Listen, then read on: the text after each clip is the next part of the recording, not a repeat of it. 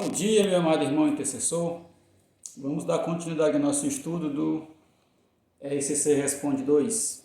Em nome do Pai, do Filho e do Espírito Santo. Amém. Dando continuidade, pergunta número 21. Já foi comentado nas partilhas anteriores um pouco sobre isso, né? Como proceder com a caixinha de pedido de oração? Sugere-se que toda a equipe de intercessão ela tem uma caixinha, que ela deve estar bem visível em cima, pedido de oração. E essa caixinha ela deve ser lacrada, né, fechada, não deve ser fácil a abertura dela. E todo grupo de oração ela tem que estar no local visível, para as pessoas colocarem os seus pedidos lá. E depois da reunião, um dos servos da intercessão pega a caixinha e leva para casa. Ou então pode deixar numa sala, um local seguro também na paróquia, na igreja, pode ficar na igreja também.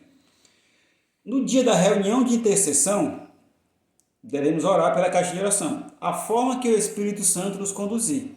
Né? Aqui no S Responde, ele não dá nenhuma fórmula para a gente rezar pela caixinha de oração, mas deixar o Espírito Santo conduzir. Só falo aqui que nós não devemos, que em nenhum momento, ler os pedidos. Não devemos ler os pedidos.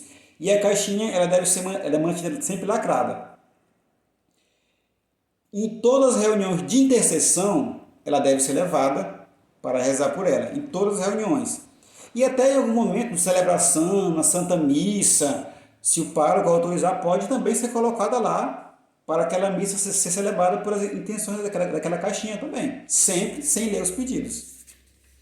Depois de determinado tempo, que aquela caixinha já está cheia, né, o discernimento da intercessão, aquelas pedidos podem ser queimados juntamente com pode ser tanto as pessoas da intercessão quanto alguns participantes, servos, para queimar, fazer um momento de oração e queimar aqueles pedidos.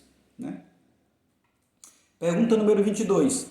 O que é o sigilo de intercessão?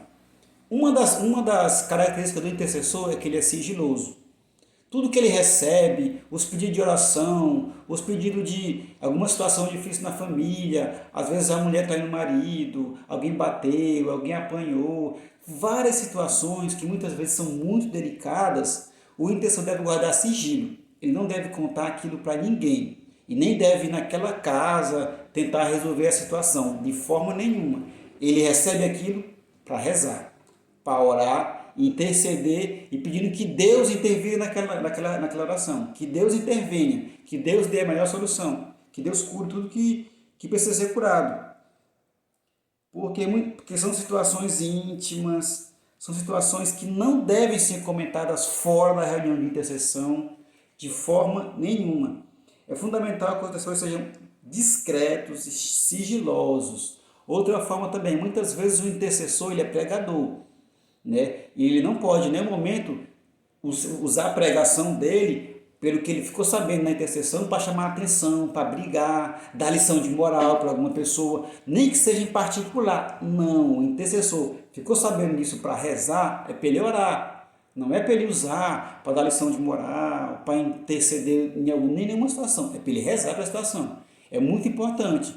Se a pessoa percebe que ela não consegue guardar sigilo, ela não consegue ficar calada, ela tem que falar para alguém, então ela não pode ser do ministério de intercessão. É muito importante isso. Pergunta número 23. Faz-se atendimento de oração na reunião de intercessão?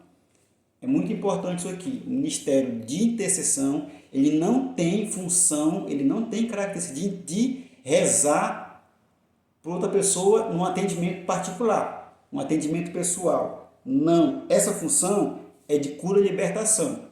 Se você recebeu o nome de alguém, você pode rezar por aquela pessoa na intercessão. Mas a pessoa ir lá com a equipe de intercessão para rezar individualmente por ela, não pode. Quem pode fazer isso? Ministério de Cura e Libertação. A gente recebe o nome, com o nome lá a gente pode rezar. Mas receber a pessoa e rezar por ela, Ministério de Cura e Libertação.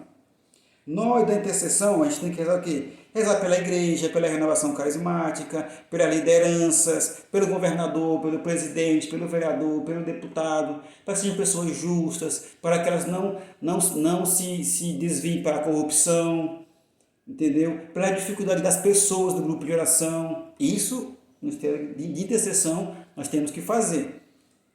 Mas o principal do Ministério de Intercessão, na hora da reunião de intercessão, orar por todos os serviços da reunião de oração, pela acolhida, pela pregação, pelo coordenador, pelo Ministério de Música, por tudo que vai acontecer ali no grupo de oração, é função do Ministério de Intercessão rezar por aquela intenção, por esse motivo.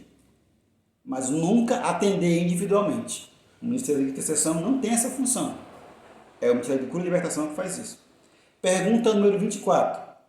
O intercessor pode colaborar com outros ministérios do grupo de oração? Sim.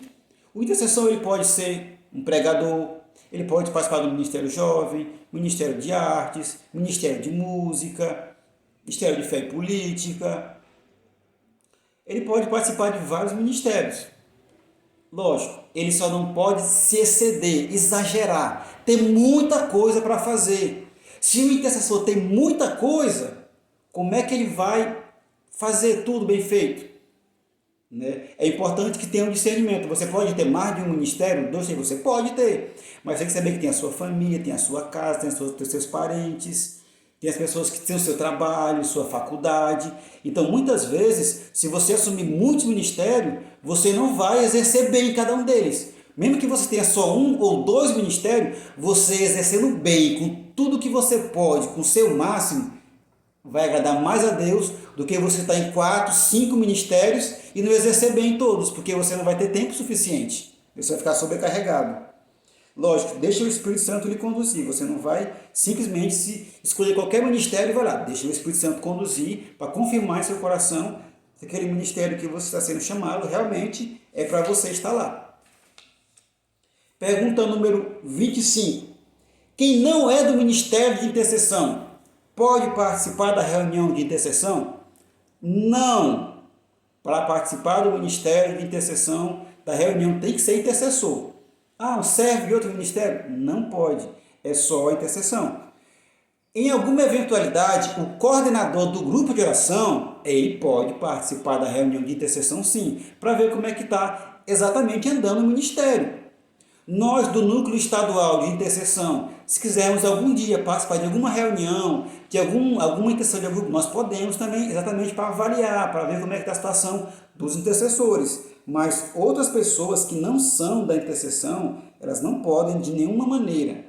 Nem o coordenador da comunidade, né, alguém de alguma pastoral, do dízimo, não. Tem que ser intercessor.